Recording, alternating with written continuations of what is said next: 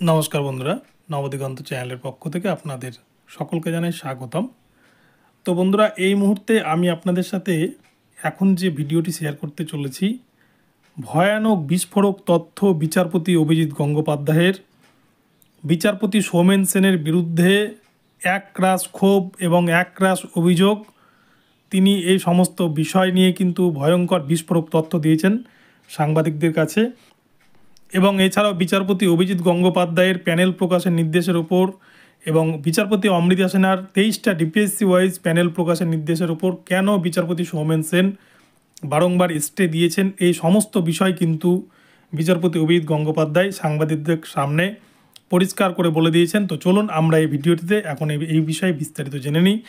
তবে তার আগে বলে রাখি, যারা প্রথমবার আমার চ্যানেলে এসেছেন আপনারা অবশ্যই কিন্তু আমার চ্যানেলটিকে সাবস্ক্রাইব করে অল নোটিফিকেশন অন করে দেবেন।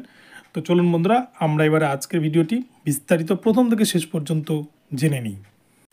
বন্ধুরা, আপনারা দেখেছেন বিশেষ করে প্রাথমিকের যে নিয়োগ দুর্নীতি তদন্তর মামলা চলছে এবং যে মামলাগুলি কলকাতা হাইকোর্টে এবং সুপ্রিম কোর্টেও চলছে, সেই মামলাগুলোতেই কিন্তু বিচারপতি সৌমেন সেন একটা বড় প্রভাব বিস্তার করেছে। কেননা আপনারা দেখেছেন সুপ্রিম কোর্ট থেকে ফেরত আসা 32,000 রিপ্যানেলের মামলা বা চাকরি বাতিল মামলা, যে অর্ডার কিন্তু বিচারপতি অভিজিৎ গঙ্গোপাধ্যায় দিয়েছিলেন, যেখানে 15টি কারণ দেখিয়েছিলেন পিটিশনাররা, যে অ্যাপটিটিউড টেস্ট থেকে আরম্ভ করে ইন্টারভিউ সমস্ত কিছুতে দুর্নীতি।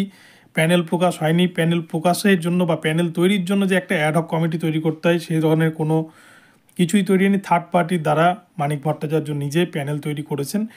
এরকম বিভিন্ন অভিযোগের দ্বারা যে 32,000 নন 10 টিচারের প্যানেলটা, এই প্যানেলের অর্ডার হয়েছিল কলকাতা হাইকোর্ট সিঙ্গেল বেঞ্চের পক্ষ থেকে। এবং সেখানে কিন্তু ওই রায়কে চ্যালেঞ্জ জানিয়ে যখন ডিভিশন বেঞ্চে যাওয়া হয়, ডিভিশন বেঞ্চেও কিন্তু একই রায় বহাল থাকে। এবং এই রায়টা কিন্তু সুপ্রিম কোর্টে যায় এবং সুপ্রিম কোর্ট থেকে একটি বিশেষ ডিভিশন বেঞ্চ গঠন করে আবার কলকাতা হাইকোর্টে পাঠায়, এবং সেটাই কিন্তু বিচারপতি সৌমেন সেনের ডিভিশন বেঞ্চ। আর এই বিচারপতি সৌমেন সেনের ডিভিশন বেঞ্চে যতগুলো মামলা গিয়েছে, বিচারপতি গঙ্গোপাধ্যায়ের নির্দেশ, বিচারপতি অমৃতা সিনহার নির্দেশ, সেগুলোতেই কিন্তু প্রাথমিক শিক্ষা পর্ষদ বগল বাজাতে বাজাতে তারা স্টে অর্ডার করিয়ে নিয়ে চলে এসছে এবং তারা কিছুতেই প্যানেল প্রকাশ করবে না, এমনটা কিন্তু জানিয়ে দিয়েছেন। আর এই সমস্ত কারণ কিন্তু এবারে হাটে হাড়ি ভাঙলেন বিচারপতি অভিজিৎ গঙ্গোপাধ্যায়। কেননা তিনি বিস্ফোরক অভিযোগ করেছেন সাংবাদিকদের কাছে। বিচারপতি অমৃতা সিনহাকে বিচারপতি সৌমেন সেন একদিন তার এজলাসে ডেকেছিলেন বড় দিনের ছুটির আগেই, এবং সেখানে বিচারপতি অমৃতা সিনহাকে একজন রাজনৈতিক নেতার মতো নির্দেশ দিয়েছিলেন বিচারপতি সৌমেন সেন, যে অভিষেক ব্যানার্জির একটা রাজনৈতিক ভবিষ্যৎ রয়েছে, তাই তার বিরুদ্ধে কোনো মামলা বা কোনো রায়দান করা যাবে না। এবং প্রাথমিকের যে দুটো মামলা বিচারপতি অমৃতা সিনহা দেখছে, খুব সম্ভবত 58,000 যে প্যানেল প্রকাশের মামলা অর্ডার করেছিলেন, এবং তাছাড়াও আরেকটি মামলা রয়েছে, এই মামলাগুলো সম্পূর্ণ খারিজ করে দিতে বলেছিলেন। কিন্তু বিচারপতি অমৃতা সিনহা এই বিষয়টিতে কোনো মতেই তিনি রাজি হননি, এবং এই বিষয়টি তিনি সাথে সাথে কলকাতা হাইকোর্টের প্রধান বিচারপতিকে জানিয়েছেন। এবং কলকাতা হাইকোর্টের প্রধান বিচারপতি এই বিষয়টা সুপ্রিম কোর্টের প্রধান বিচারপতির কাছে জানিয়েছেন। এই বিষয়টি নিয়ে কিন্তু ভয়ঙ্কর বিস্ফোরক অভিযোগ করেছেন বিচারপতি অভিজিৎ গঙ্গোপাধ্যায়। এবং বিচারপতি অভিজিৎ গঙ্গোপাধ্যায় এটাও বলেন যে তিনি একটা রাজনৈতিক দলের স্বার্থে কাজ করছেন।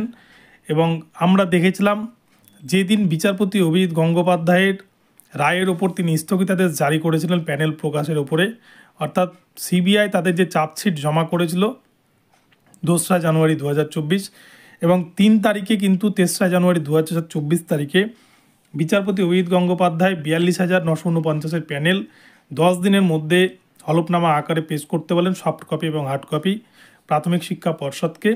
কিন্তু প্রাথমিক শিক্ষা পর্ষদ সেখানে কোনো মতে রাজি ছিল না, এবং শেষমেশ তারা বিচারপতি সৌমেন সেনের ডিভিশন বেঞ্চে বিচারপতি গঙ্গোপাধ্যায়ের রায়কে চ্যালেঞ্জ করে তারা কিন্তু একটি স্টে অর্ডার করিয়ে নিয়ে নেয়। এবং তখনই কিন্তু বিচারপতি অভিজিৎ গঙ্গোপাধ্যায় ওই দিন বিকালবেলায় সাংবাদিকদেরকে বলেছিলেন যে বিচারপতি সৌমেন সেন কাদেরকে বাঁচানোর জন্য এই ধরনের নির্দেশ দিচ্ছেন, প্যানেল প্রকাশ করলে প্রাথমিক শিক্ষা পর্ষদের অসুবিধা কোথায়, উনি নিশ্চয়ই কাউকে বাঁচানোর জন্য বা কাউকে আড়াল করার জন্য হয়তো এই ধরনের কাজ করছেন।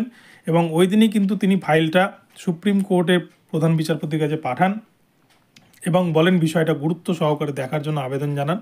এবং তার মধ্যেই কিন্তু আবারও একটি ভয়ঙ্কর বিস্ফোরক তথ্য বা বিস্ফোরক অভিযোগ করেছেন বিচারপতি অভিজিৎ গঙ্গোপাধ্যায়। এই বিষয়টা কিন্তু আজকে বিভিন্ন সংবাদ মাধ্যমে দেখাচ্ছে, আমি আপনাদেরকে তার স্ক্রিনশটও দিয়ে দেব।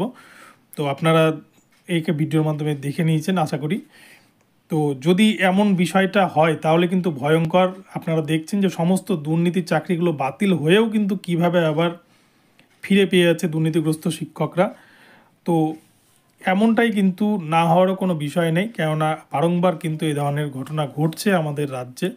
তো বন্ধুরা, যাই হোক, এখন কি হবে সেটা সুপ্রিম কোর্টে ডিসিশন নেবে এই বিষয়ে। তবে একটি বিষয় না বললেই নয়, দেশের বিচার ব্যবস্থা যদি কালিমা লিপ্ত হয় তাহলে কিন্তু সাধারণ মানুষের যাওয়ার বা বিচার চাওয়ার কোনো পথ থাকে না। তাই বিচার ব্যবস্থা যেন কোনোভাবে কলুষিত না হয়, তাই এই দিকটা কিন্তু সকলকেই নজর রাখা উচিত। কেননা নইলে কিন্তু বিচার ব্যবস্থা যদি ভেঙে পড়ে বা আইন শৃঙ্খলা যদি না থাকে তাহলে কিন্তু দুর্নীতি আরও প্রচুর পরিমাণ বেড়ে যাবে, যেখানে কিন্তু কোনো স্বচ্ছতা সততার কোনো মূল্যই থাকবে না। তো এই বিষয়টা এখন সুপ্রিম কোর্টে চলে গিয়েছে এবং সুপ্রিম কোর্টই হয়তো এই বিষয়ে ডিসিশন নেবেন কী করবেন। তো বন্ধুরা, এখন এই পর্যন্ত রইল আপনাদের জন্য আপডেট। আপনারা প্রতিনিয়ত নজর রাখতে থাকুন, এ ধরনের আপডেট পেলেই কিন্তু আপনাদের জানিয়ে দেওয়া হবে। তো ভিডিওটি ভালো লাগলে চ্যানেলটিকে সাবস্ক্রাইব করবেন এবং আমার ভিডিওতে লাইক শেয়ার কমেন্ট করতে কিন্তু ভুলবেন না। ধন্যবাদ।